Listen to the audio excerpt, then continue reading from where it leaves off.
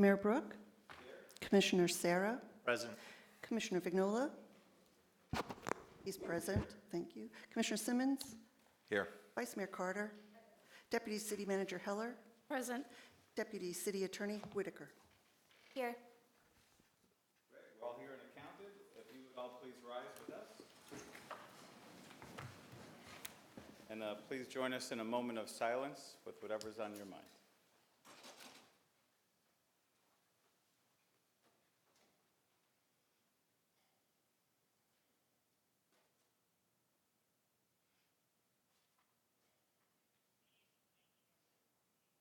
Thank you.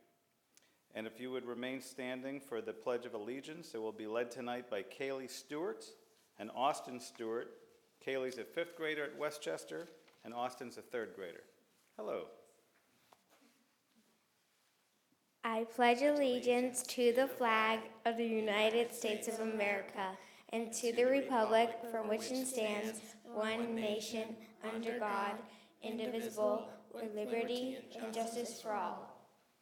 Great job. We've got presents for you, so if you'll wait for me. Why don't you come down and join me and we'll get pictures. Is that okay?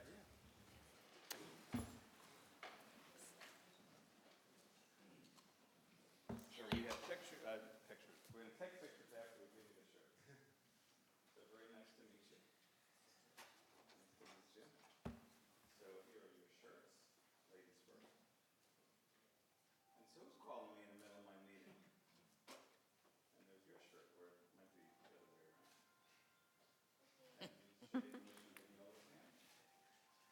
And I'm going to turn off this phone. Very rude that I don't have it on silent. I apologize.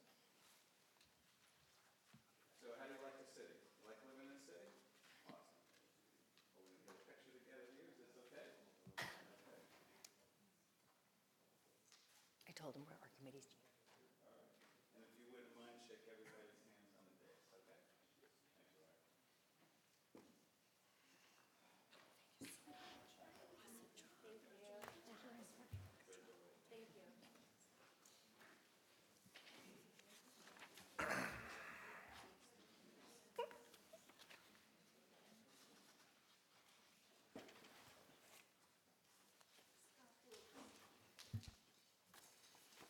Okay, next on the agenda is a proclamation for Childhood Cancer Awareness Month. Vice Mayor, would you be kind enough to join me for this? Absolutely.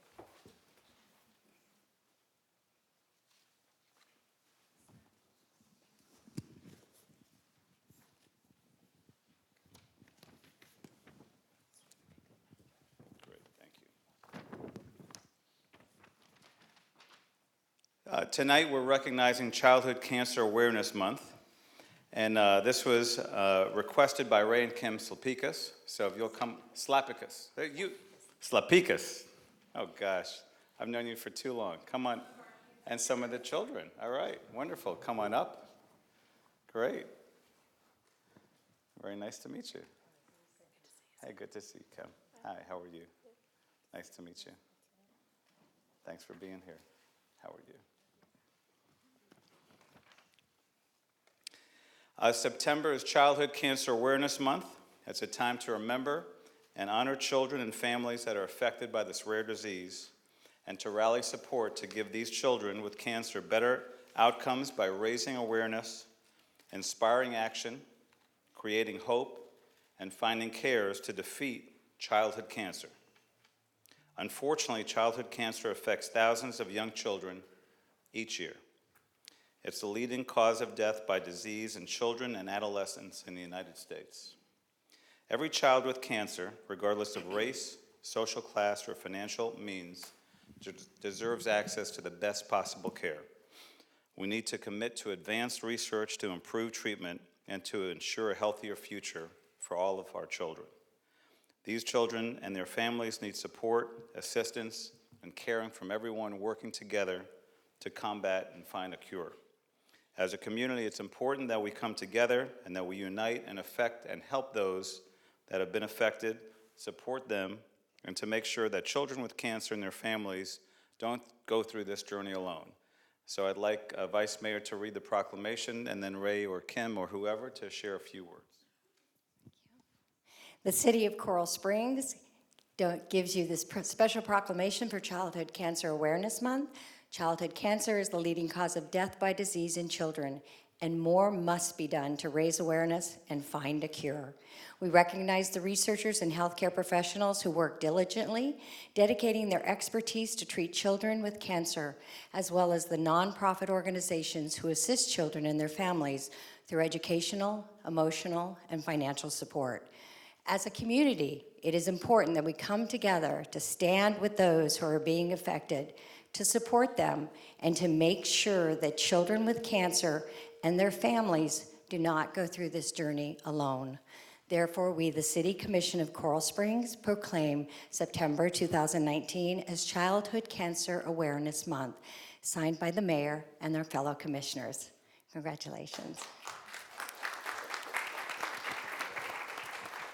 Thank you very much, Joy and Scott. This organization was started by a young Marine when he was in 3rd grade, and he realized that we didn't have cancer in the family, and he decided that he wanted to make a difference in the world with children with cancer. Today, in the South Florida area, we're in the hospitals all year long, twice a month in each hospital, giving out toys and healthy snacks. Besides that, we advocate for cancer research through organizations like St. Jude Hospital, and we do baldness. Anyone wants to shave their head, I will be shaving my head again, but I only shave half of it at the beginning and then half at the end, because then it's not just an old man with a shaved head. People go, what is that for? It's for the awareness of the children.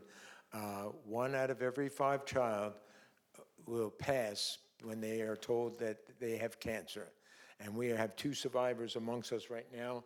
Jalen, who was the leukemia lymphoma Youth of the Year, and Melissa, who will be one of our Coral Springs Sailor Hospital good peoples now that she's 16, giving out the toys and snacks to the children.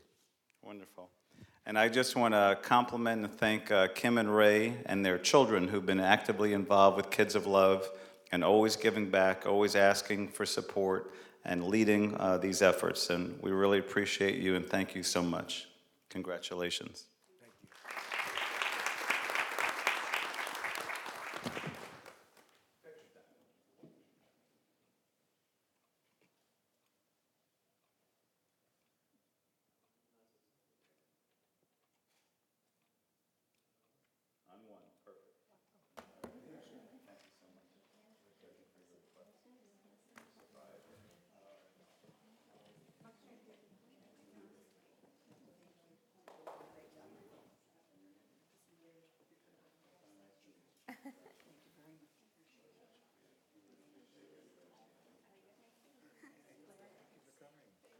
Nice to meet you.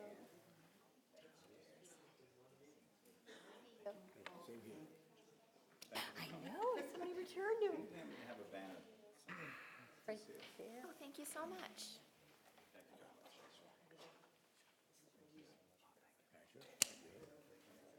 I like the glasses.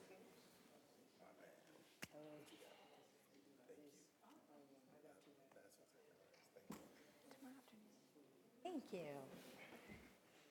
Go on.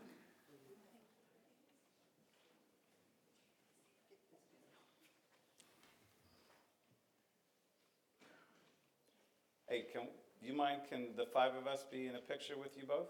Would that be okay? All right, we're going to come down for a picture.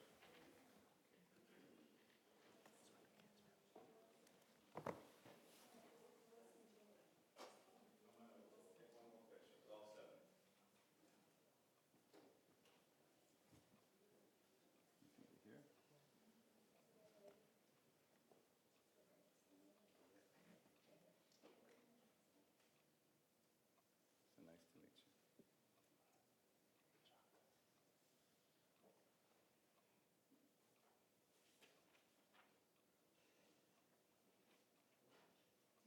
All right, thank you very much. Keep it good.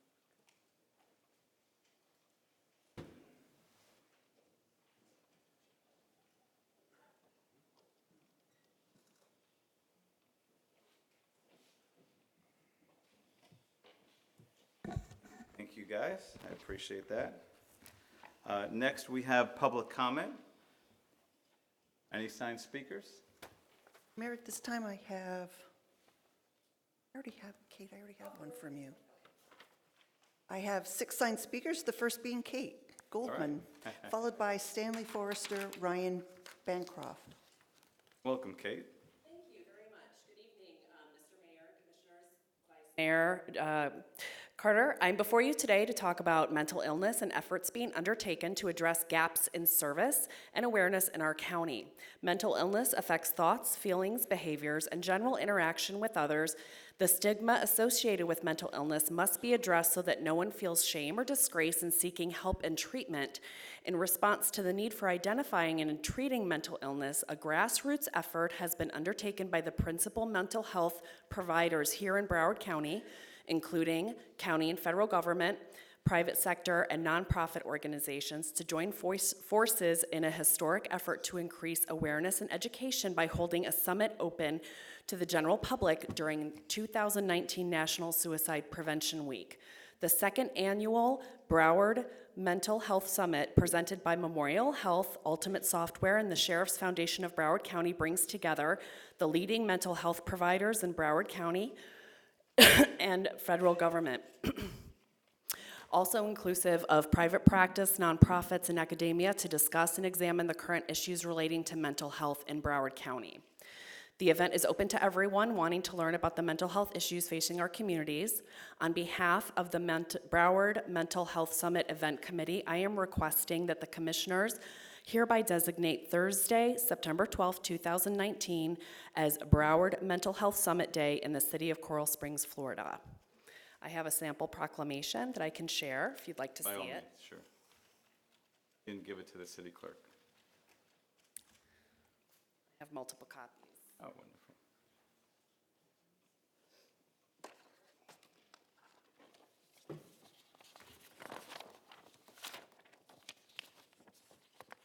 Tim, if you could pass them out to the city clerk. Okay. She'll pass them down to the city clerk. Absolutely. Yes. Thank you. Let's do that.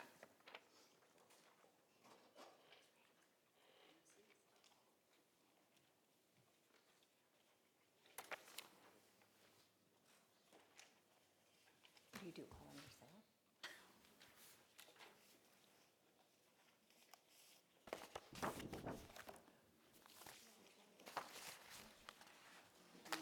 Okay.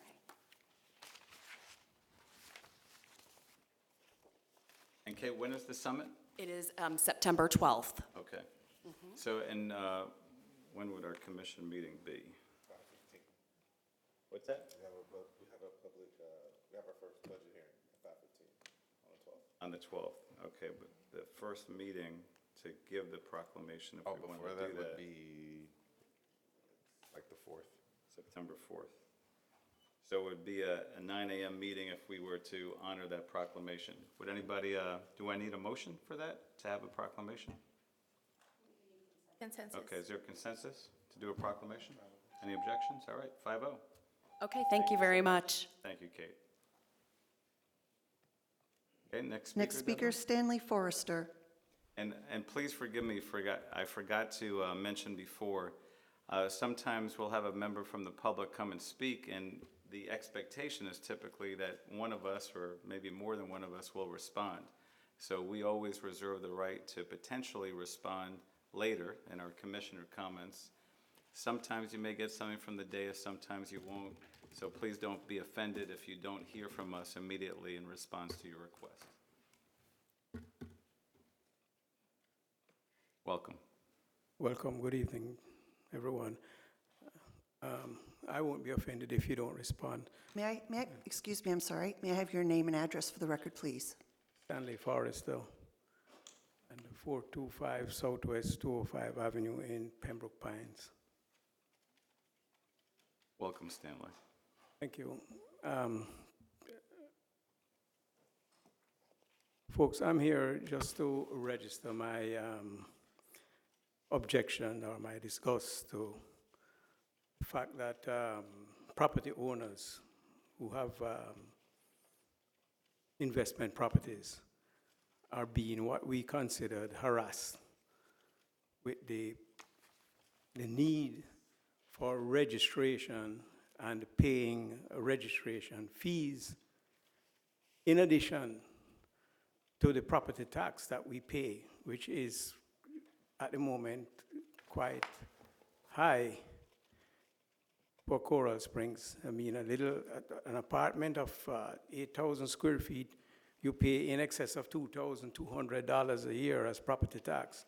And now we are asked to pay registration fees for investment properties. And not only that, I have spoken to some investors, and they tell me that they're also being harassed with changing of smoke detectors. We have to now go and buy a particular type of smoke detectors, one which does not use battery, but will expire in 10 years. Now,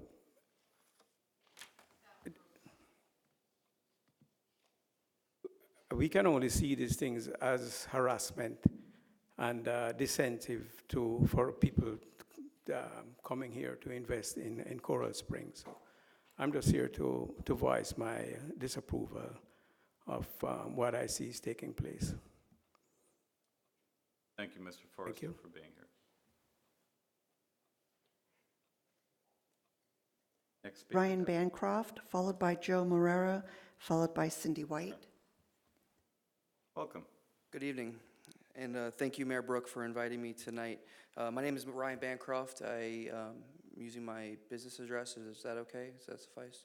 Okay, 1300 South Andrews Avenue in Fort Lauderdale. Again, my name is Ryan Bancroft. I'm the engagement manager for Mission United at the United Way of Broward County. I am also a United States Marine Corps veteran, and part of Mission United, what we do is we serve veterans in our community, and that includes Coral Springs and the entire county, really. United Way's main focus is on three main pillars: it's health, education, and financial stability for everybody in our community.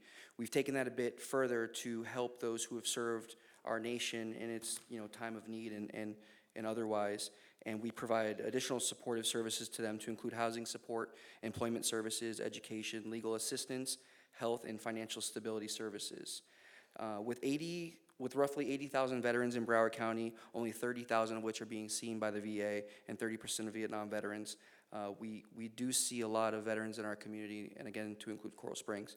Last year, through a holistic and wraparound services, our case management, through navigation and referral, provided services to over 850 veterans. Our housing and prevention specialist helped house and prevent homelessness for 619 veterans and their families.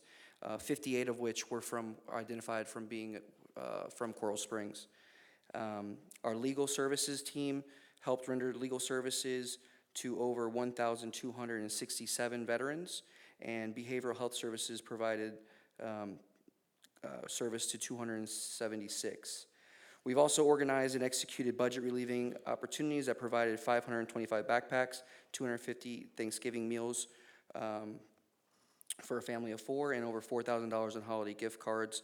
And we've made significant strides to improve the perception of women veterans. They're probably one of our most disenfranchised groups in the military. Many people, they ask, when they see a sticker on their car, was it your husband who served? And the answer is no, it was them, and they're often overlooked. Simply put, we impact real people, and we change real lives forever. We also have partnered with the VA and their suicide prevention to help address the 22 veterans per day who are committing suicide, and I provided resources to the city clerk. They're really flyers that you might want to put in city buildings. There's a few of them, and it really just talks about just reach out, just speak with somebody, start a conversation. You never know what someone might be going through.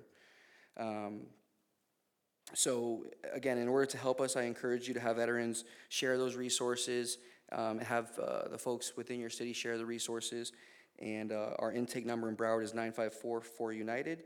And again, I thank you all for your time. Brian, thank you for your service and for providing this information to us and for helping so many veterans. Thank you, Mayor. Really appreciate it. Nice to see you. So I'll just repeat that number, 954-4-UNITED. Is that right? For Mission United. Okay, thank you. All right, Deborah?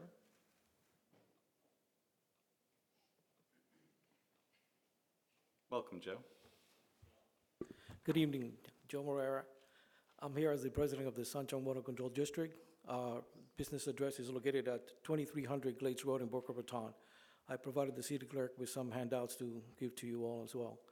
I'm here tonight to speak about the project that we just completed at the West Outfall Canal. This is part of our 5-year CIP plan. So the West Outfall Canal project sections were completed, sections 1A through 1C. They have been substantially finished at this point. I want to thank the commission for their mutual collaboration and the city staff for their assistance, specifically Rich Machad, Rick Engel, Casey Lee, and Jackie Foster. I also want to thank my fellow members of the board and our field supervisor, Corey Selchin, and the Sunshine Water Control District staff for their efforts in bringing these projects to fruition. The completion of this project will tie in with the stormwater project or program that the city will be embarking in the future. So I'll give you a few statistics as a result of that project. The whole project encompasses about 3/4 of a mile of contiguous canal beginning from Canal Z going south to the Cypress Park Bridge. We had communication with 69 residents that were impacted throughout the project. We removed approximately 44,600 cubic yards of dirt, equaling approximately 2,478 truckloads, quite a bit of it. A lot of dirt. Indeed, that's 3/4 of a mile. The canal, on an average, was made about 87 feet wide. Previously, it was right between 50 and 60 feet. At the water surface, we created the depth now to 9.5 to 11 feet. 75% of the excavated material was underwater. The volume of the canal was increased by 903,150 cubic feet, which ultimately improved the conveyance capacity to the pump stations.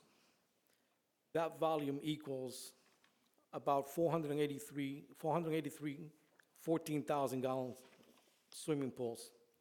Our contractor, Rioback, did an excellent job through the project, as did our engineering firm, CAS, and their representative, Jim McGuire, with his tireless effort in addressing the residents' concern and needs. So thank you again. If you have any questions, I'll be happy to entertain them. Yes, go ahead, Vice Mayor. I just have a question, like on this picture where it's tremendously overgrown and this one's not, who's maintaining that? That Because obviously is, it wasn't. okay, so now that we have cleaned the canal and made it pristine, it is up to the homeowners now to maintain the backyard to the water's edge.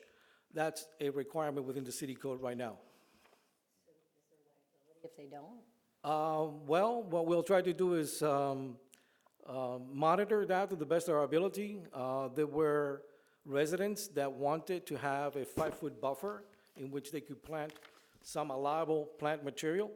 If those residents chose that option, they signed an agreement with the district that rides with the property. So if they were to sell the home in the next year or so, the new homeowners will be bound by that agreement as well. Thank you. Go ahead, Commissioner Vignola.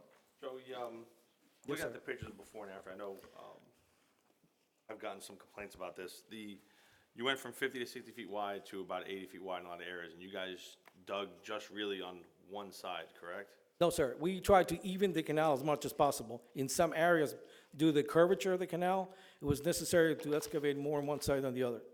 Okay, because I had gotten a lot of those complaints. And the other thing that I heard recently from someone who lives on the canal over there was how steep that goes down like that, as far as like safety issues and things for kids in the yard and The slope that was set by South Florida Water Management District standards. So we follow that protocol. all right, thank you. You're welcome. Any other questions? Nope, doesn't look like any more. Thank you, Joe. Thank you very much. I appreciate your time. You're welcome. Cindy White.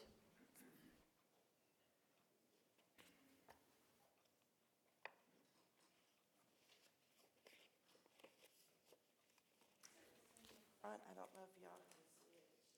We couldn't see it from this angle, no. Yeah, I mean, it could Maybe be if you that if sat you it put on it in that front of the desk. first row. Blocking a few people.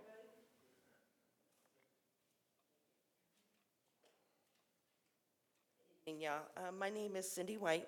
My address is 1748 Northwest 74th Ave Plantation. I'm a Broward native. Sorry, I just moved from the east out west here. For the past 4 years, I have been trying to establish a nonprofit creative reuse center in Broward County. You ask, what's a reuse center? It's an award-winning business and educational partnership. A reuse center would collect discarded materials from the public and businesses and can be reused and given new life. There are only 5 operating reuse centers in the state of Florida, and they have been operating for over 20 years. For example, Resource Depot in West Palm Beach collects and saves 200,000 tons of materials annually in Palm Beach County and puts it into the hands of students and teachers in the community. There are successful creative centers all around the country. Boulder, Colorado diverts 24 tons from landfills on an annual basis. And Sedona Recycles saved 3,500 tons of recycled materials each year and puts it back into the hands of teachers and students for creative learning. Some of the benefits of a creative reuse center is educators can stretch their budgets by purchasing affordable and unique materials. Kids can learn about reuse in a fun, playful, diverse environment. Local creative community will have access to inexpensive quality materials. Household manufacturers and businesses will have a hub to donate unwanted materials that would otherwise be dumped. Centers can create green-collar jobs, volunteer opportunities, and support grassroots economics. And this program that I have established and designed off of other centers and have spoke to people that are running them, it could create between 5 and 15 jobs in Broward County in this program. The business plan that I have would consist of arranging 1 to 3 pickup locations within each city in Broward County for encouraging community donations.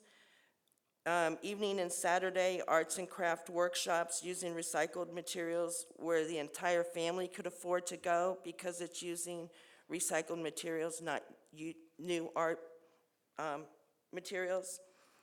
Summer programs that would educate on recycling and environmental issues, along with recycled materials that would be used for horticultural gardenings to where they could make gardens out of recycled materials.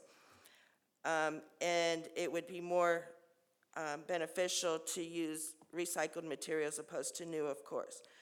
But I would like to present some materials to you all. You can give it to the city clerk and she'll share it with us. Okay. Thank you for being here. Thank you very much.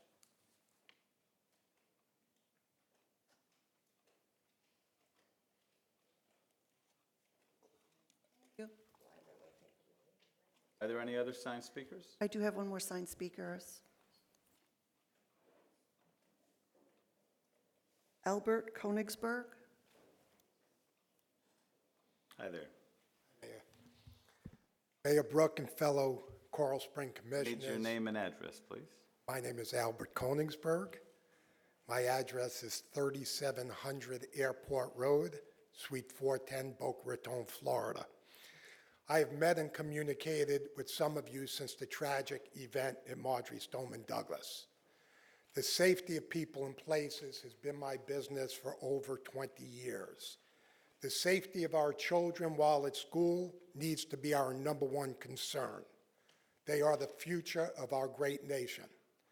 The Safest Schools in America Impact Grant Initiative, led by the Global Grid for Learning and McREL, a regional educational laboratory, has chosen my company, GeoCommand, as their geographic information platform of choice.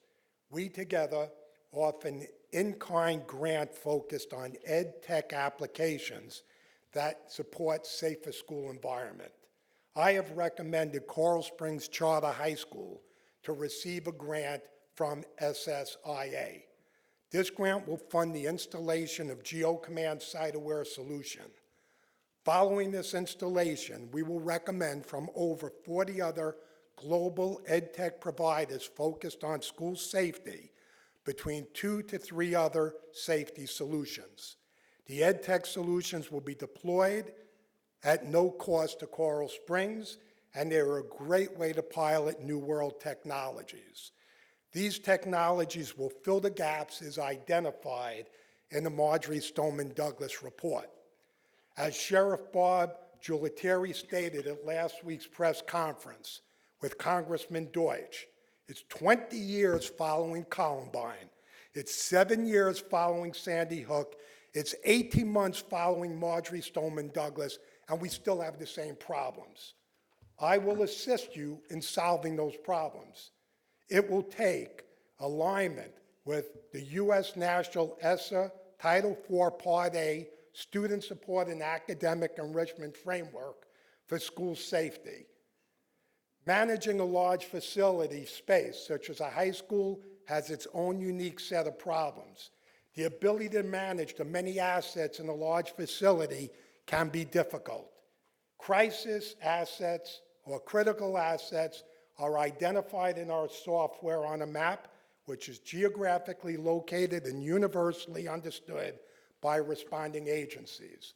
We will identify all of your entrances and exits, door access controls, metal detectors, security cameras, fire alarms, panic alarms.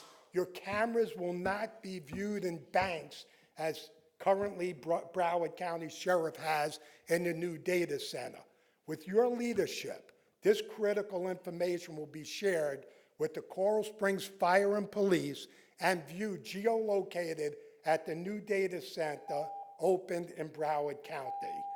This will demonstrate that Coral Springs is the leading initiator, and Coral Springs Charter High School is the safest high school in America. So, Thank you. Thank you very much. So you're saying you've recommended the charter school receive a grant for this? Yes, sir. Is that correct? Okay, well, thank you for sharing your information with us and taking the time to be here and considering our school. I Any appreciate your questions time. for Mr. Konigsberg? Okay, thank you so much. Have a good evening. Thank you. You too. No other signed speakers? You are correct. Okay, would anybody else from the public wish to be heard? All right, seeing none, we'll move on to public hearings. The first is a special exception and conditional use extensions for the Coral Springs Auto Mall, Pan American Parking. Thank you, Mayor. I'm going to read both items into the record. We're going to have one presentation by staff, one public hearing, and two separate votes, one on the special exception, one on the conditional use. The first item is a request to hold a quasi-judicial hearing and public hearing to approve petition of Pan American Sites Incorporated, Coral Springs Auto Mall, for a 6-month extension of special exception approval from Section 250638, subsection 2, conditional uses of the Land Development Code for temporary storage of vehicles, and to not construct the required 8-foot-high masonry wall in the Industrial Research and Development IRD zoning district located at the northeast corner of Sample Road and Northwest 124th Avenue, legally described as a portion of lots 12 and 13, Block A, Greater Coral Springs Research and Development Park Addition. Authorize the City Attorney's Office to draft an order approving SC 190007, providing a 6-month extension of SC 17-0020, and adopt said order. This is a request to hold a quasi-judicial hearing and public hearing, approve, authorize, and adopt, and the quasi-judicial hearing has been waived. The second item is a request to hold a quasi-judicial hearing and public hearing to approve petition of Pan American Sites Incorporated, Coral Springs Auto Mall, for a 6-month extension of conditional use approval in accordance with Section 250638, conditional uses of the Land Development Code for temporary storage of vehicles in the Industrial Research and Development IRD zoning district located at the northeast corner of Sample Road and Northwest 124th Avenue, legally described as portions of lots 12 and 13, Block A, Coral Springs, Greater Research Development Park Addition. Authorize the City Attorney's Office to draft an order approving CA 190004, providing a 6-month extension of CA 17-0015, and adopt said order. This is a request to hold a quasi-judicial hearing and public hearing, approve, authorize, and adopt, and the quasi-judicial hearing has also been waived on this item, Mayor. Thank you. The longest titles to have to read while John was out. I've got lots Apologize more. for- Just to warm it. Hi, Julie. Good evening, Mayor and Commissioners. Julie Krolak with the Development Services. As Sherry just mentioned, there are 2 requests before you for this item this evening. The original approval was in January of 2018. The owner of the property is Pan American Sites Incorporated, and they're the ones who came before you for that original request on behalf of the Coral Springs Auto Mall in January of last year. The property is on the northeast corner of Sample Road and 124th Avenue. It's a little over 6 acres in size. It is vacant currently, other than the cars that are being stored there. There's no structures on the site right now. And in 2015, the commission declared it to be a brownfield site due to the contamination that was found on the site. Since then, Pan American has continued to remediate in the areas that are hatched in blue and white. If you drive by, you see those areas are even fenced off separately from the rest of the site. There's a perimeter fence around the whole property, and then these two areas are fenced off separately. The good news is, with what we've heard from them, is that the remediation's almost complete, so that's great news. They put a lot of time and money into helping to clean up that site so that it could be developed at some point. They also took care of the original cleaning up of the property, trimming of the landscaping, planting the hedges and things like that. The approval included a storage up to 150 vehicles for the auto mall, and it's in the area in orange on the map here. They need to be within delineated spaces, not just parked haphazardly throughout the site and not on any of the grass areas. As we all know, as we've driven by there, it has not been maintained to city standards throughout this last year. In the last several months, we've actually been working with the auto mall instead of Pan American Sites to get the site cleaned back up. The landscaping has been trimmed again. They've installed additional landscaping where they pulled out hedges that were not thriving because they were not really being watered regularly. And since then, they've also installed temporary irrigation. So we hope that in working with them over the next several months that maintenance will continue to happen so that the property will look as it should since it's along one of our corridors.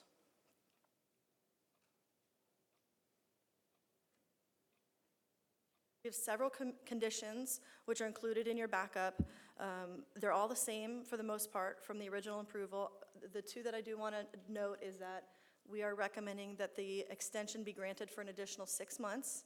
The petitioner is asking for a year. However, it's taken us about 6 months to work with them to get the site cleaned up enough to where we thought it was appropriate to bring it to you. So we think 6 months is enough. In the meantime, if that 6 months is up and they need additional time, they can always come back to you and ask for an additional extension at that time.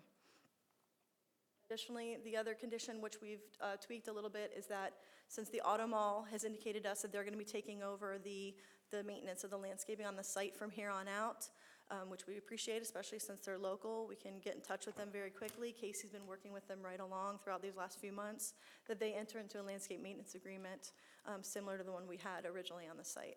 So those conditions are all the same for both the special exception and the conditional use. With that, that concludes my presentation. The petitioner is here as well in case you have any questions of her and in case she wants to add anything as well. Any questions from the dais? Okay, this is a public hearing. Oh, go ahead. Go ahead, Commissioner. I don't have any questions, but I have a comment. I drove by the property this afternoon on my way here, and I was very pleased with the enhancements and improvements when it came to the maintenance of it. And my understanding with the 6.2 acres is that they're going to continue to do that through the 6-month extension? Yes, and that's why we want to enter into a landscape maintenance agreement with them to make sure that that's keeps happening.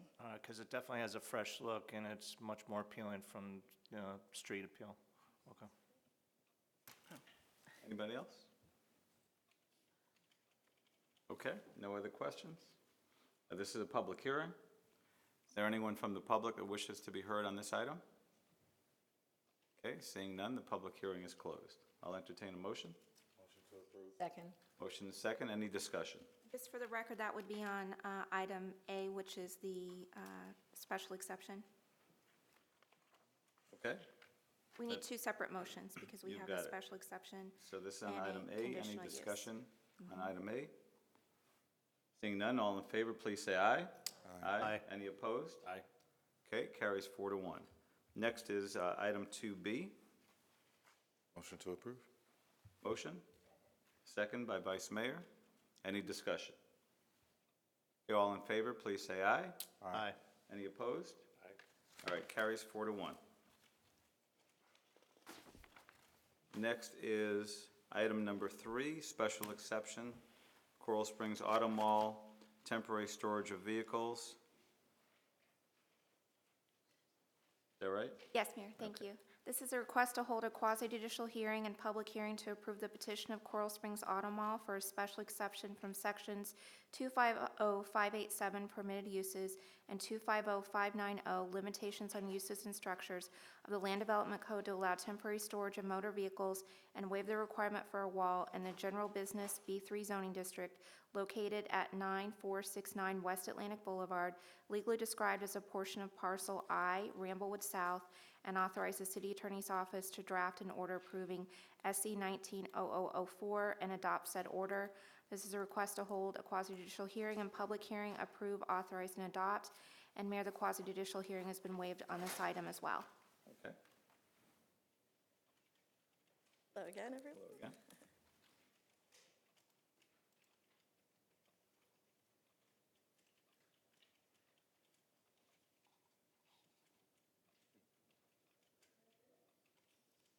Well, this request is similar to the one you just saw. It's again on behalf of the Coral Springs Auto Mall.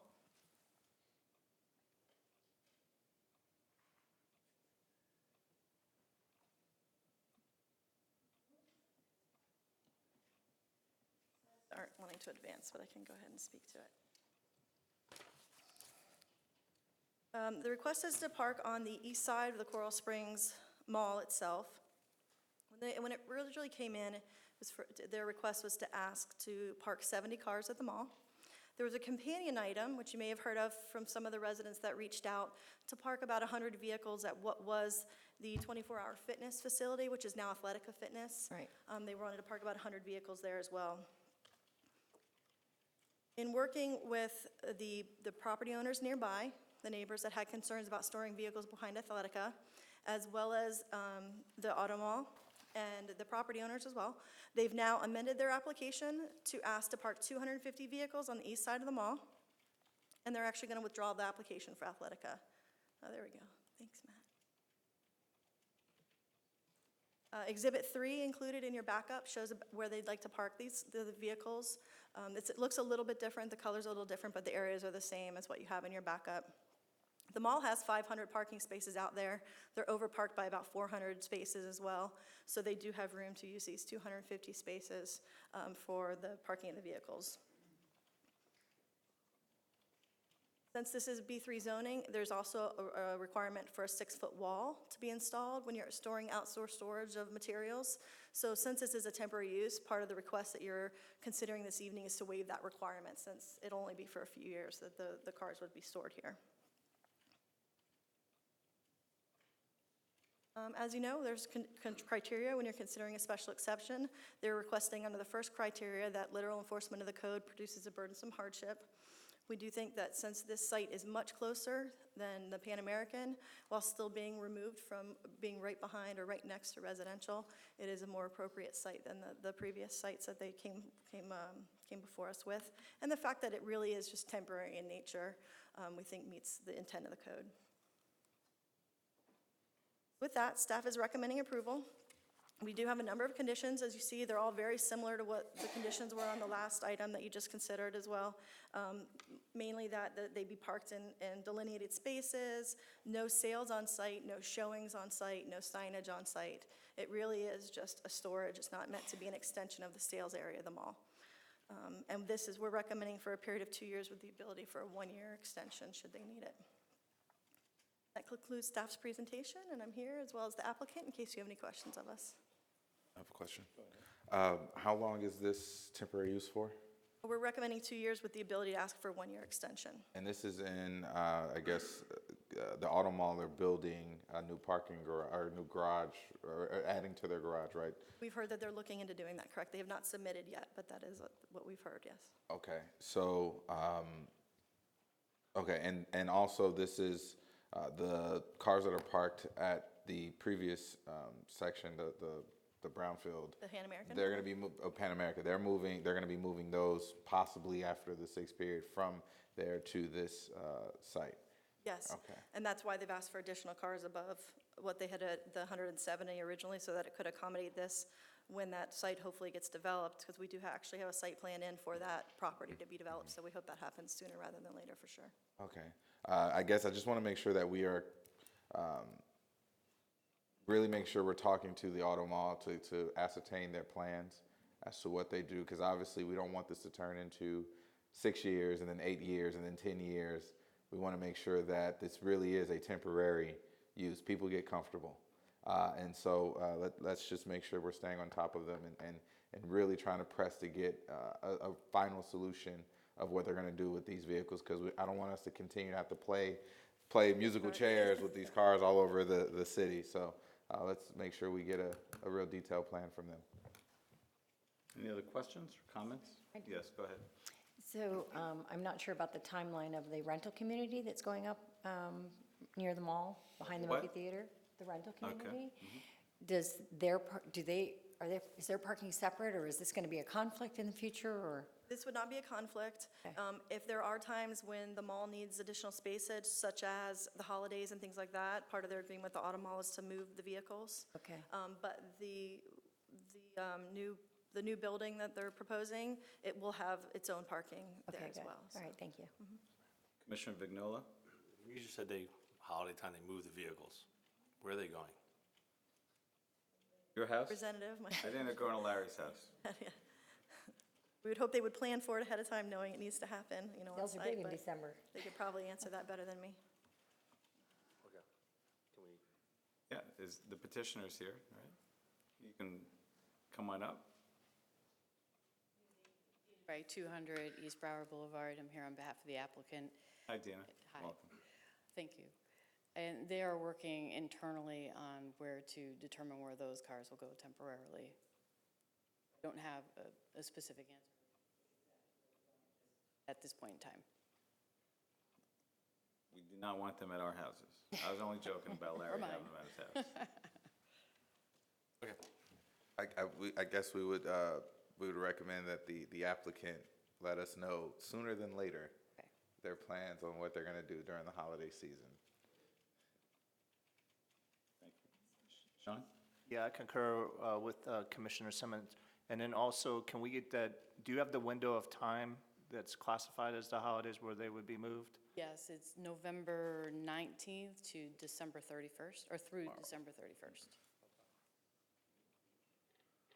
Okay. All right, thank you very much, Dina. No further questions of the petitioner or staff. This is a public hearing. Would anyone from the public wish to be heard? All right, seeing none, the public hearing is closed. Is there a motion? Approve. Second. Moved and seconded. Discussion. I just hope that they find a good place to put them. They don't end up on the grass at the other side of Sample Road. So, I would hope that that's not even an option. Not allowed. That's not allowed. So, oh, I would hope that they don't want to create more problems with us by doing that. So, They've got good land use attorneys. They'll find a way not to interfere. And if not, we won't be happy with the approval. All right, any further discussion? All in favor, please say aye. Aye. Any opposed? All right, carries unanimously. Thank you. Next is ordinance 2019-121, first reading, IRD outdoor storage regulations. Mayor, actually, we need to do item 4 first. Yeah, let's stay in order. Okay, that's not a bad idea. Ordinance 2019-114, first reading, recommended changes to the procurement code. This is an ordinance of the City Commission of the City of Coral Springs, Florida, amending Chapter 2, Article 8 of the Code of the City of Coral Springs entitled Purchasing and Procurement to increase the purchasing authority of the purchasing manager from $40,000 to $45,000, increasing the authority for the purchasing manager to execute renewal contracts from $40,000 to $45,000, increasing the purchasing authority of the city manager from $40,000 to $45,000, and amending various sections for consistency with the increases, providing for codification, providing for conflict, providing for severability, providing for an effective date. And this is a request to hold a public hearing, approve, and set second reading for September 4th. Okay. All right, we got a motion? Moved and seconded. Any discussion? We need to have a public hearing on this one? Public hearing. Okay, Anyone from the skip that. public wish to be heard? Seeing none, the public hearing is closed. Any discussion on the motion? All in favor, please say aye. Aye. Any opposed? Carries unanimously. Next is item number 5, ordinance 2019-121, first reading IRD outdoor storage regulations. This one's a little shorter. This is an ordinance of the City Commission of the City of Coral Springs, Florida, amending various sections of Chapter 25 of the Land Development Code of the City of Coral Springs to modify regulations relating to fences, walls, and hedges, accessory structures, and storage, providing for codification, providing for conflict, providing for severability, providing for an effective date. And this is a request to hold a public hearing, approve, and set second reading for September 4th. Any presentation? Julie Krolak has a presentation on this. Have one if you'd like one, if otherwise. I don't need one. Anybody here need one? We do not need one. Yeah, I think for the Okay, public. go for it. Go for Always it. prepared.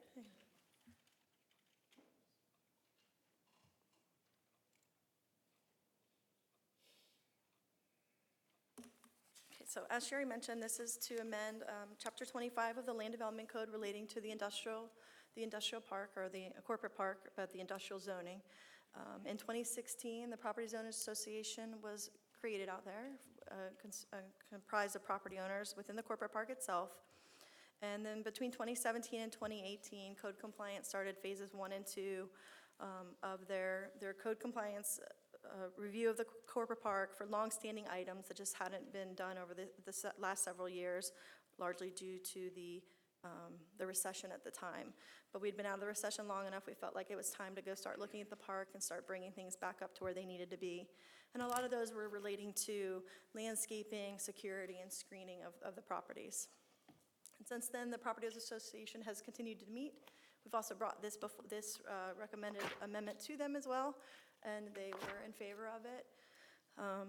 So basically, in looking at the existing code, anytime there's any type of outdoor storage going on the property, it needs to be screened not only for the right-of-way, which makes total sense, we want our corridors and our streets looking great, but it also needs to be screened from any adjacent properties. And not only screened with a fence or hedging or things like that, the code requires an 8-foot concrete wall and landscaping. So in a property like this, which is one of the oldest warehouses in the city, which has over 1,000 linear feet on each side of it, because it's a rather large property, and there isn't even any room for a CBS wall, even where they want to be able to screen things. They just don't have the real estate to be able to incorporate a wall there. But not only would they have to screen from the front of the property, which you can see there is screening here, especially for the parking that's up there, but they'd have to screen from the existing canal as well as the property at the back. Just giving you another example, here's two sets of warehouses, one facing Sample and the other backing up to it. While this is more storage than we're recommending this evening, these two properties would be required to shield or screen the backs of each other, the backs of their warehouses from each other, in order to have any kind of storage. You can't see it from Sample, you can't see it from the alley, but they'd still be required that by the code.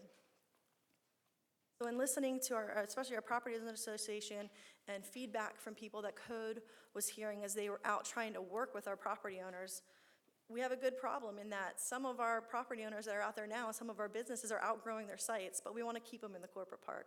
So we looked at other cities' codes in comparison to ours. Ours is very similar to some of them, and it was even less restricted than other cities. So what we're recommending is to allow up to 25% of the rear side yard to be utilized for outdoor storage of materials relating to the business on site. Can't be within parking spaces, they need to be on a finished surface, and they need to be screened from street view, We're also recommending to alleviate that section of the code a little bit, and instead of requiring that CBS wall, to allow for additional materials, additional opaque fencing materials. We still want something decorative in the front, we're adjacent to the right-of-way, but to alleviate that a little bit on the sides. So you'd end up with something similar to this, where they could portion off a portion of their property and screen some of their materials from view.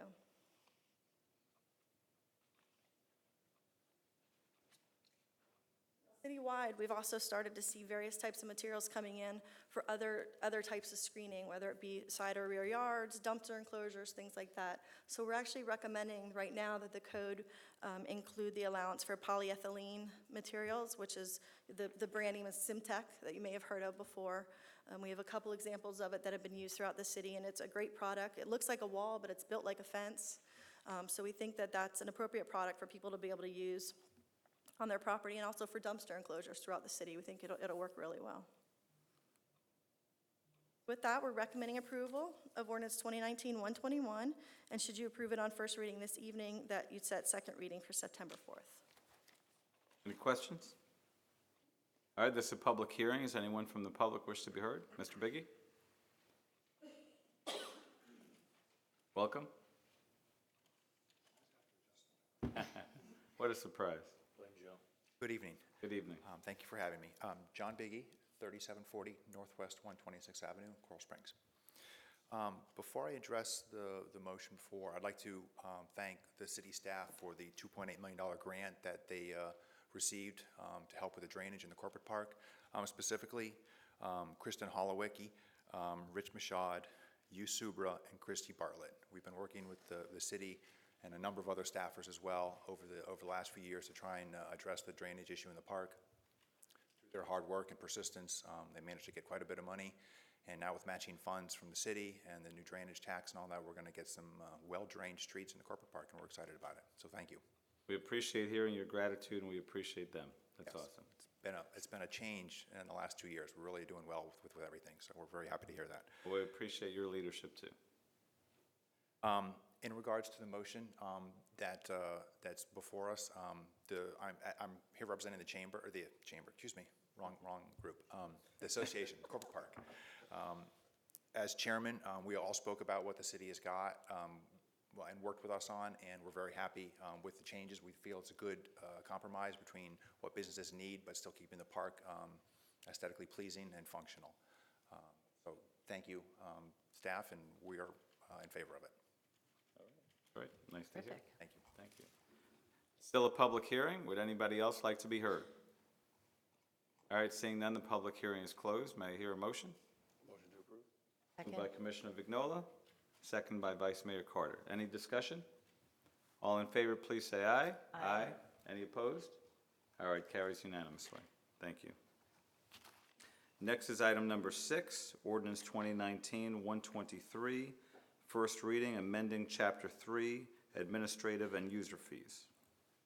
Thank you, Mayor. This is an ordinance of the City Commission of the City of Coral Springs, Florida, amending Section 3.5 of the Code of the City of Coral Springs entitled Parks and Recreation Administrative and User Fees to amend the rate structure for field court rentals, providing for conflicts, providing for severability, providing for codification, and providing for an effective date. And this is a request to hold a public hearing, approve, and set second reading for September 4th. Okay, it's a public hearing. Is there any presentation? No presentation? Anyone from the public wish to be heard on this item? All right, seeing none, the public hearing is closed. May I hear a motion? Moved by Commissioner Vignola. Second by Commissioner Simmons. Any discussion? We appreciate the work by staff to get to this and bring some fees up to date. I appreciate all the commentary by my colleagues to get us here, and I'm looking forward to recouping a little bit more. All right, any further discussion? All in favor, please say aye. Aye. Any opposed? All right, carries unanimously. Next is the consent agenda. Are there any pulls? I'm pulling item number 10 just to highlight it. And it's under policy formation. Oh, well, I'm not pulling that. Whoops. Thank you. Thanks for the correction. Moved consent.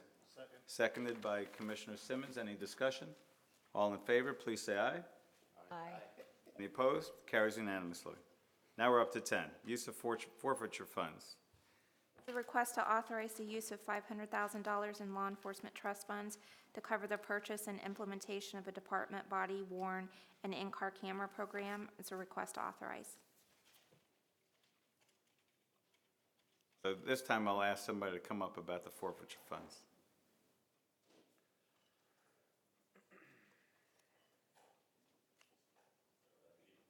Good evening. As we spoke, we're requesting the $500,000 from forfeiture funds to use as the initial purchase towards the body-worn cameras for the police department. It would be a 5-year contract. This would be the initial upfront cost. It would outfit all of our operational officers with a body-worn camera device, approximately 140 officers. And just for clarity, this is not the purchase. This is allocating the funds from forfeiture. The purchase will be a separate item. Gotcha. Thank you. Any questions? May I hear a motion? Move to approve. Moved and seconded by Commissioner Simmons. Any discussion? All right, Dan Daly would say this is a long time coming, so good stuff. Any further discussion? All right, all in favor, please say aye. Aye. Any opposed? Carries unanimously. Next is item number 11. The request to approve the First Amendment to Transportation System Surtax interlocal agreement between the Broward County Board of County Commissioners, participating municipalities, and the Broward Metropolitan Planning Organization, and authorize staff to transmit the First Amendment of the agreement to Broward County. It's a request to approve and authorize.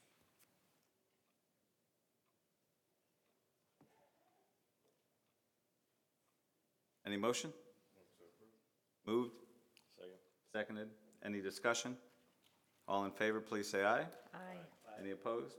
All right, carries unanimously. Next is 12 annual contract for utility construction services.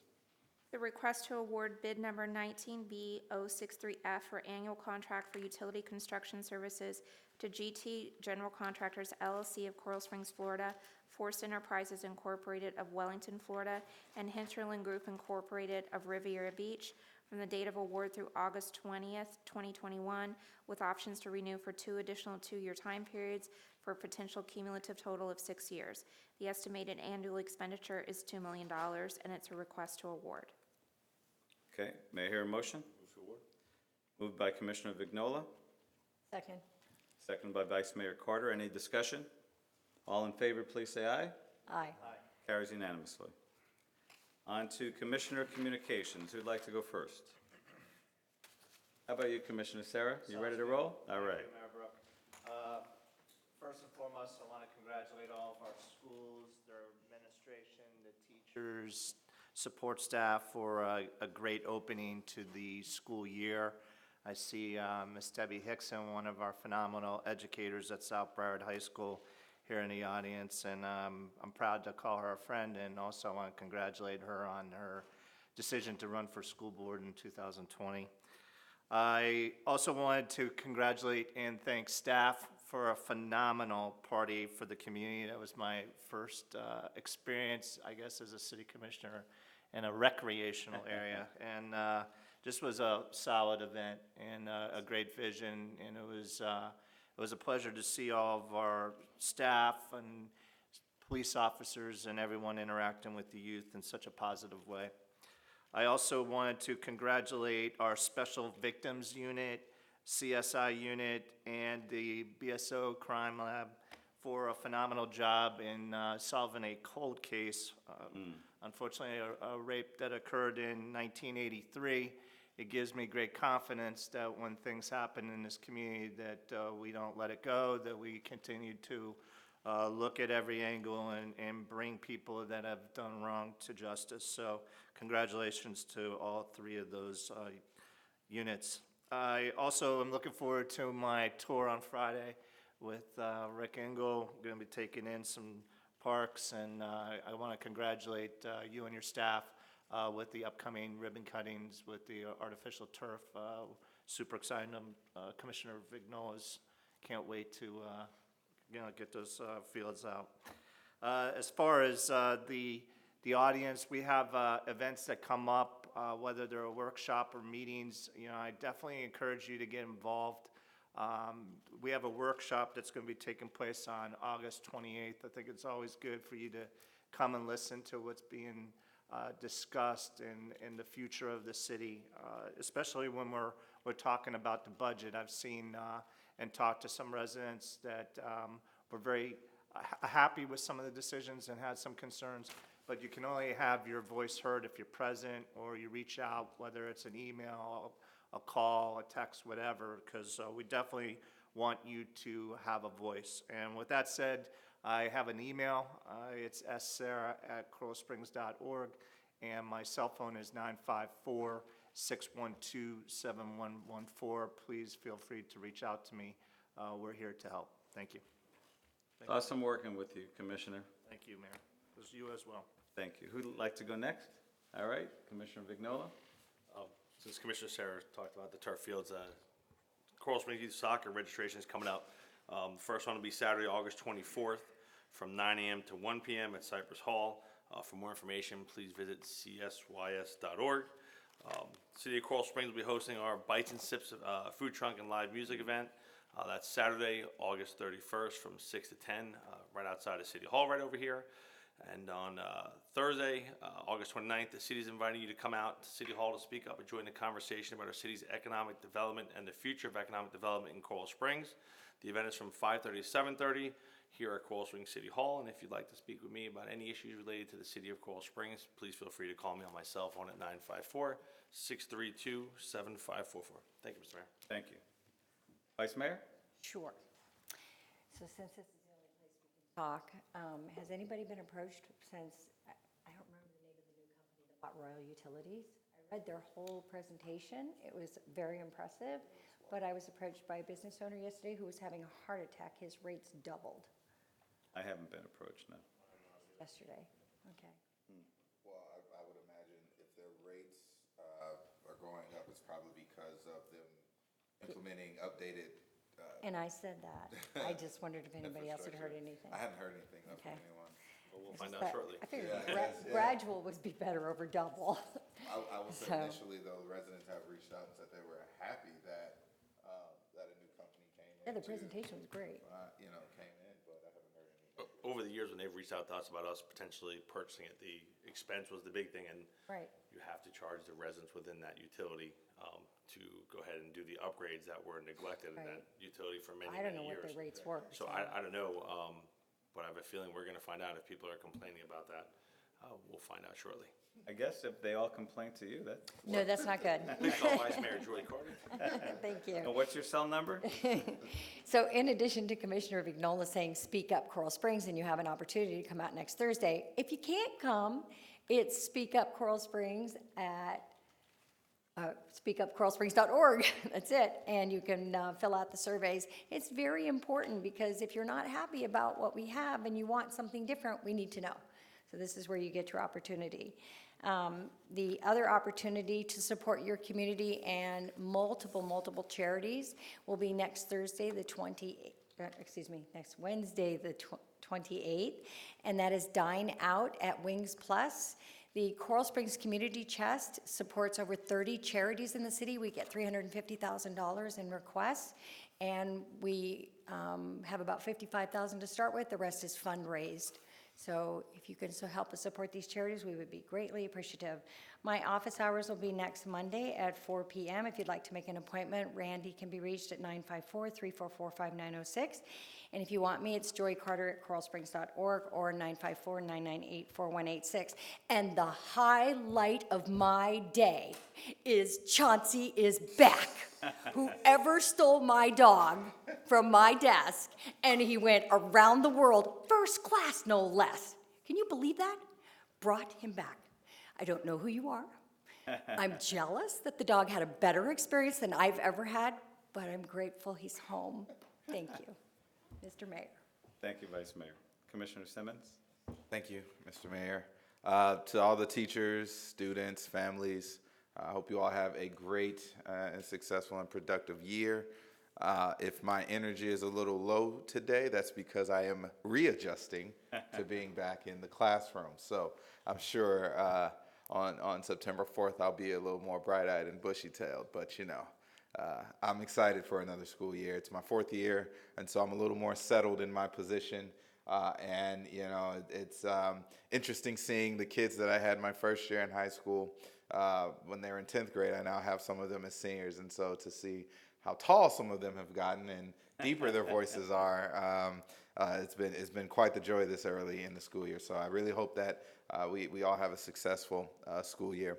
I want to also commend the staff, just like Commissioner Sarah said, on the pop-up party we had at Lions Park. It was just such an amazing event to see, and just to see all the kids out there having a good time and all the families out there. And shout out to Chick-fil-A being provided, because you may not know, for a lot of families that's a difficult a fast food option for them. It's a bit more expensive than, some of the other options. And so, you may not have thought of that, but to some of those families, that was really a treat for them. So, thank you for that, and thank you for staff's involvement. You could tell that, everyone was really excited to be a part of that. All right, so soapbox time, as always. I was given a platform, and I will always use it, especially when the state is involved. So, in 2018, Amendment 4, also known as the Felons' Right Restoration Amendment, was passed in Florida by over 60% of the voters. I should also note that this amendment was pushed by operatives on both sides of the political aisle. However, instead of being enacted as passed, the state legislature decided to add the provision that these returning citizens would get their right to vote back once they satisfied all financial obligations, not just the time that they served. Organizations and people throughout the state, including myself, have called this exactly what it is, an illegal poll tax. The 24th Amendment to the Constitution was passed in 1964 to outlaw poll taxes. Poll taxes were used primarily in the South to keep large segments of African Americans from participating in elections. Today, we should be doing all that we can to make sure those who are eligible to vote, as enshrined in our Constitution, vote without ridiculous and insurmountable obstacles in the way. Believe it or not, there are people here in Coral Springs who are affected by this amendment and the subsequent state-initiated poll tax. I would also ask you to throw out your mental image of what a convicted felon looks like. Chances are they don't look like what you think they look like. We can be change agents and conduits of goodwill.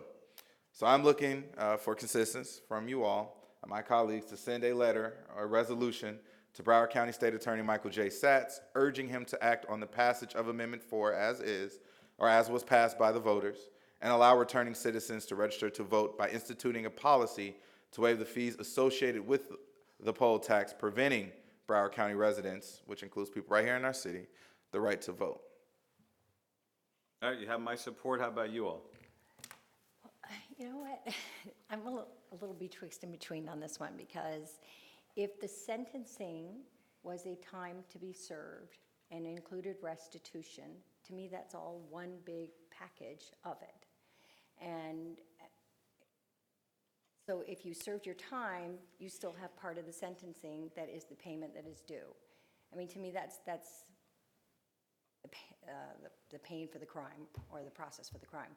However, I realize that there's a flip side to that, and sometimes the sentencing was unreasonable, for the time period or the monetary amount. So I'm stuck on that one.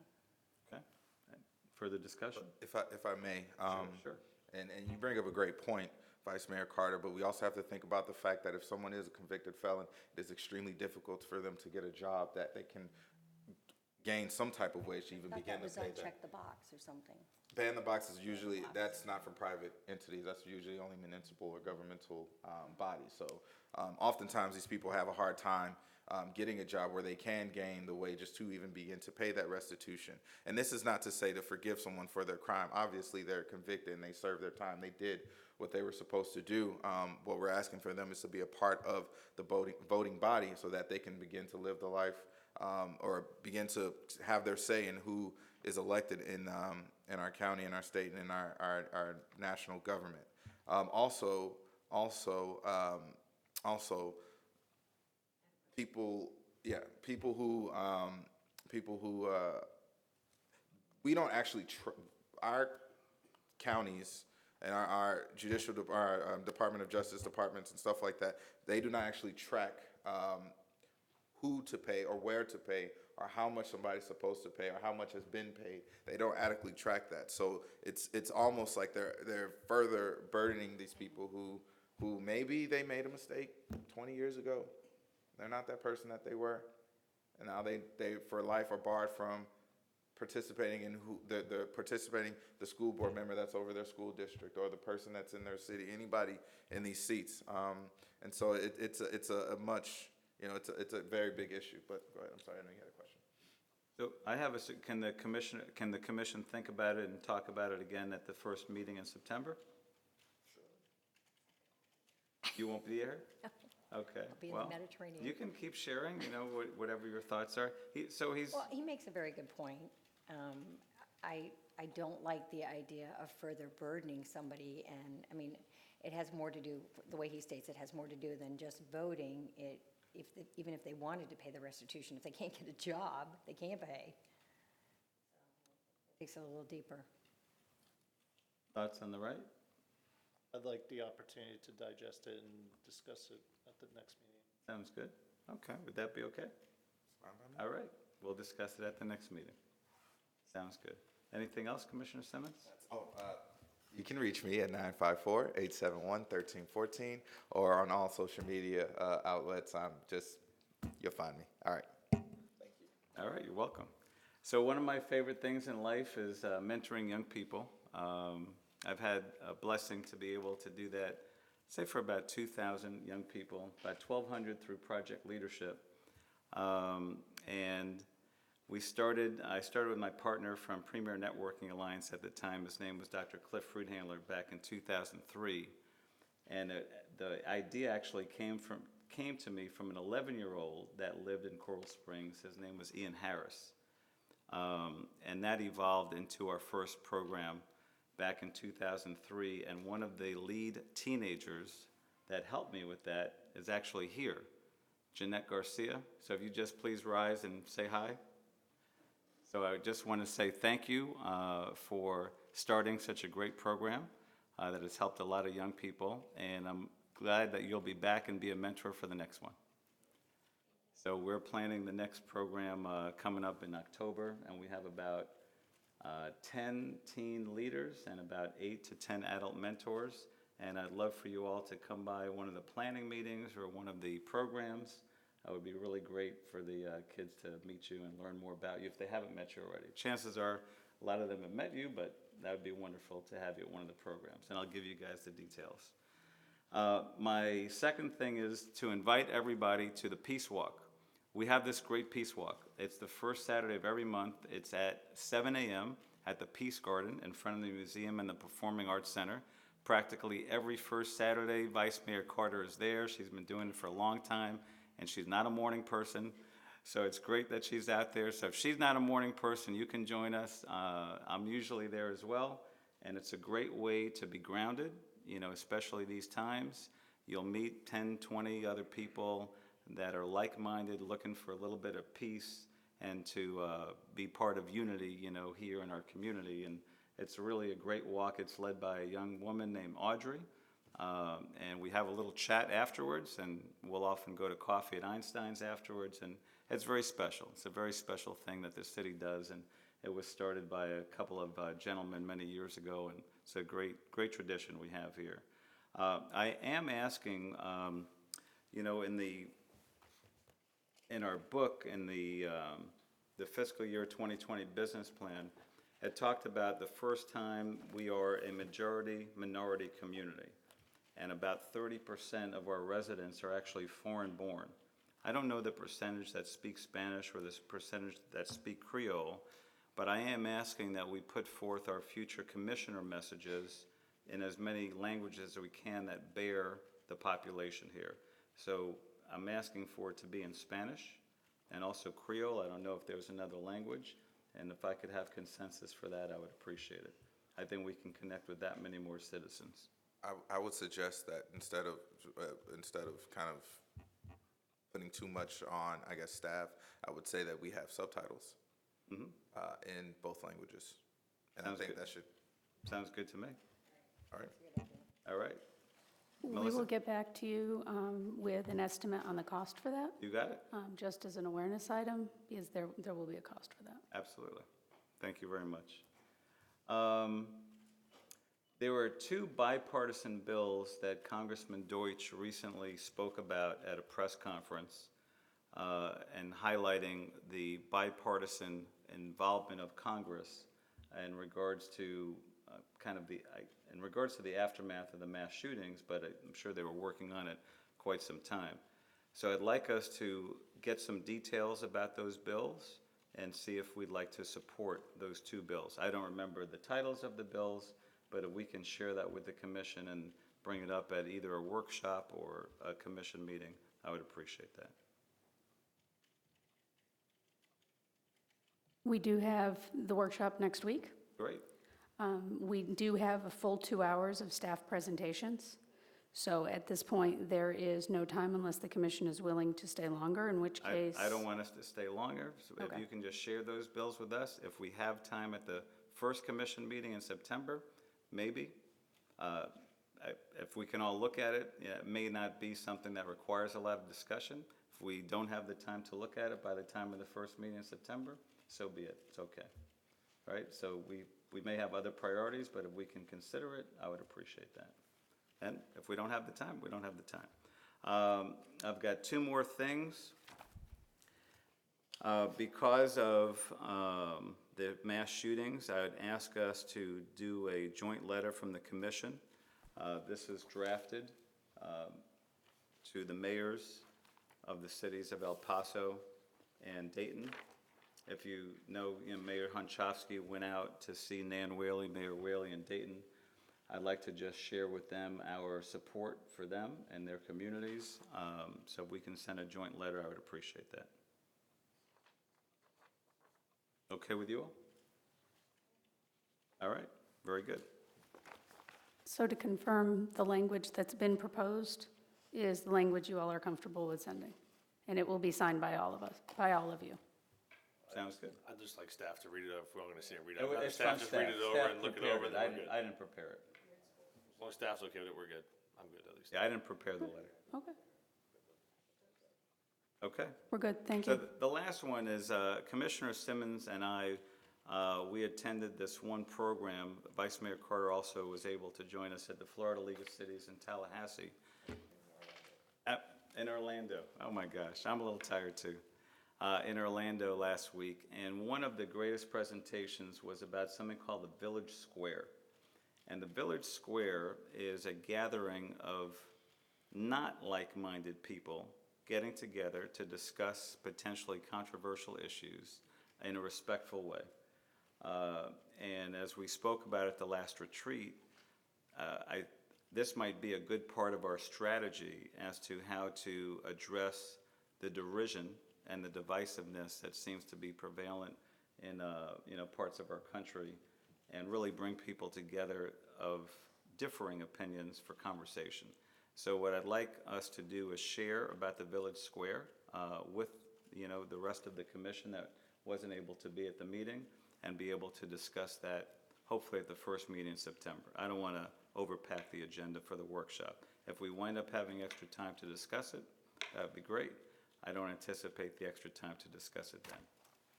Commissioner Simmons? In full transparency, Mayor Brook and I did not speak. He sat at the front of this breakout session. I sat in the back. I left before it ended, but I did take up information for it. So I would say that I would like for the information maybe be sent out to us all in email, and then we can discuss it at a workshop, just so we can really get into the teeth Sure. of. And if of we what don't it's have about. time at this workshop, maybe at the next workshop after that. And I would like to request that whichever one of you wants to share your materials so we can share with everyone else, that'd be swell. I'll be happy to. Thank you. Thank you. Yes. Vice Mayor, go ahead, Vice Mayor. Is anybody available to attend the Broward League of Cities Board of Directors meeting September 5th at noon in Cooper City? I won't be here. Josh is in school. That leaves you 3. They asked me to get an September 5th alternate. at September noon. 5th at noon, Cooper City. I can. I can as well, so. No? You can? Great. I'll give him your name. There you go. Thank you. Sean. And lastly, I have office hours coming up next Friday. I have them usually on Fridays. And if you'd like to see me, be best to call Randy at 954-344-5906. If you need me directly, it's 954-696-7599. Thank you. And on to City Manager's communication. Melissa. Mayor Brook, before we go to the city manager's report, may I ask respectfully, just a quick ask of the commission? Yes. We have a workshop that's coming up, and it sounds like it's pretty packed. It's 2 hours potentially. But I feel like I haven't had a chance because of sunshine to talk to you guys much, and I think we need to incorporate a little commissioner's communication, maybe like 2 to 3 minutes each, where we keep it to 2 or 3 minutes each, but I think we need a little bit of time to talk about a few things. Commissioner Vignola? I have to be out of there at 7. I'm supposed to be somewhere else, Okay. so. All right. Yeah, so- I'm okay with that, but I just, Maybe in a- respectfully, if we can move through the other items and. Yeah, I mean, if we can move things along, we'll keep that in mind. But if time allows, I think we need some. Let's make sure. At the last workshop, didn't we have, I think I might have mentioned that we should have dedicated time to have a few You did. minutes to. So I think that, I would hope that staff kind of got that right. I don't know if y'all remember that or not, but I think at the last one we talked about that. It is very important for us to be able to have the time to hear, ideas from us, but and I felt the same way, especially a new person, that's come off the campaign trail, and you have a lot of citizens, wanting to say, okay, when are we going to talk about this? And I definitely want to learn more about that neighborhood idea that you have in mind. So when is it, and what time are we scheduled for, Melissa? It is next Wednesday from 5 to 7 is the scheduled workshop time, and we'll go You back. have to leave at 7, you're saying, Larry? That's the latest I can leave. Gotcha. So any chance we can start at 4:30? I mean, the teacher in me says we should institute a warm-up, and that each commissioner has their time to kind of say what they need to say, and then we run it, and we go, straight into the staff's agenda. I mean. There we go. I tried to set very strict rules, and everybody kind of was like, no, but. So along those lines, Commissioner Simmons, at emo, that I took again, they actually suggested that at these meetings even, that commissioner comments come first for a variety of reasons. And I'll share that with you all directly from that packet. But I love that idea, and I think it's important. And as part of the warm-up for the 5 of us to have our 3 minutes, so it'll be 15 minutes, so there's an hour 45 for whatever else is on the agenda. Uninterrupted.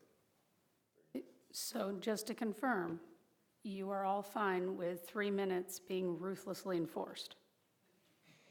See, that's what I said. I am. I'm I just am. making sure. I am. Are you?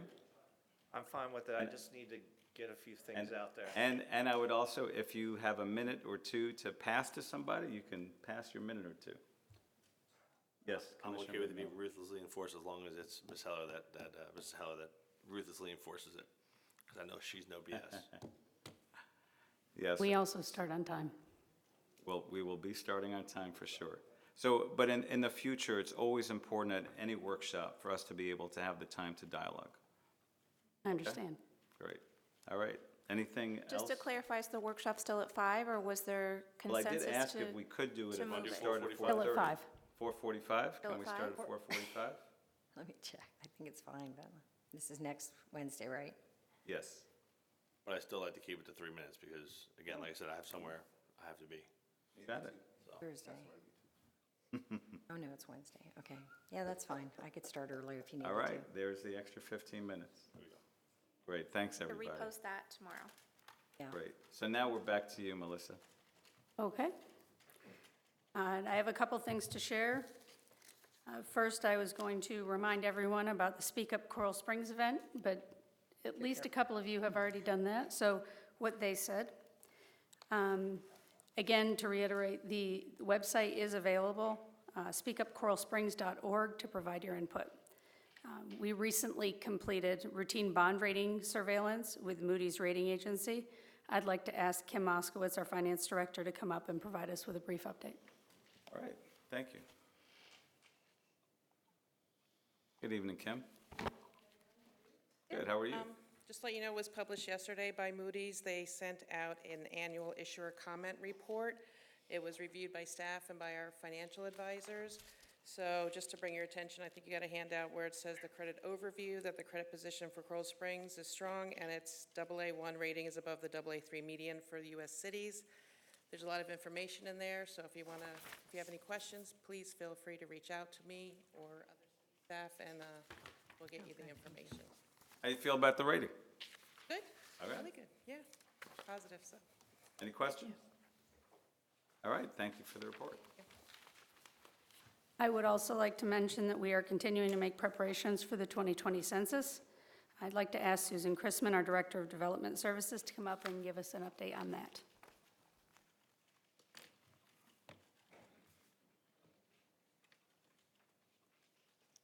You know, I keep having you as Susan Hess. I know. it's okay. Good evening.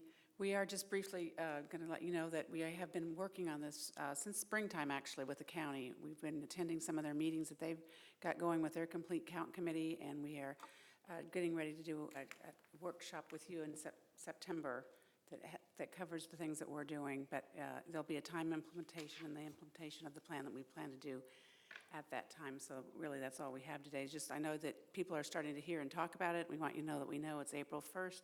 It's going to be online this year for the first time ever.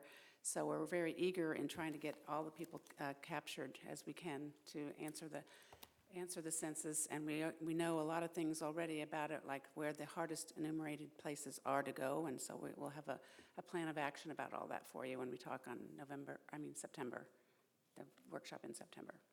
Do you find that, or do you think we should have a complete count committee ourselves? I know there are a lot of cities throughout Florida, they're kind of forming their own complete count committee. Should we do the same? We have a plan that we would like to have staff doing a lot of the subcommittee work about one, and we will get with people throughout the city that we know would be helpful and the people that we know, but we'll be recommending something to you. We're still working on it. I think it's not a bad idea. And as far as programming, just please make sure you keep us in the loop, because I know that I will definitely, I already said that I will go out and knock on doors in those Me hard too. areas. So please make sure we're. Yes, we'll be doing everything we can. I'm happy to knock too. That sounds good. While Susie's there, can I ask her about Kate Gilmore and the date that we were holding? If you have an update? I do. Kate Gilmore is going to be here November 8th through the 10th for 3 days of the walk, it's called, and it's going to be a performing arts for the Bloomberg grant that we have. She's going to be there also at our art museum to speak to everybody about the project on November 5th at the museum at 6:30. So I would like to have you all there. We did send out an invite, I believe, just recently about that, and she's going to be working with the participants that will be doing the performing and hiring those people and training them the week ahead of that. So should be very exciting. It's at the Art Walk. October 29th. Pardon me? We can surrender October 29th. We were holding that date originally for Kate Gilmore. Yes, let that one Okay, go. That was too close to Halloween. Okay. All right, thank you. Sounds good. Thank you very much. I have nothing further. All right, City Attorney. No report, thank you. Okay, I thought there was going to be something about the preemption of the firearms regulation from you. Mayor, we recently issued a memo, and that's actually one of the topics for your workshop next Okay, week, gotcha, is gotcha. discussion of a possible resolution regarding firearms. Well, we'll have a motion to adjourn. All right, we're done. We're done. Thanks, everybody. Good night.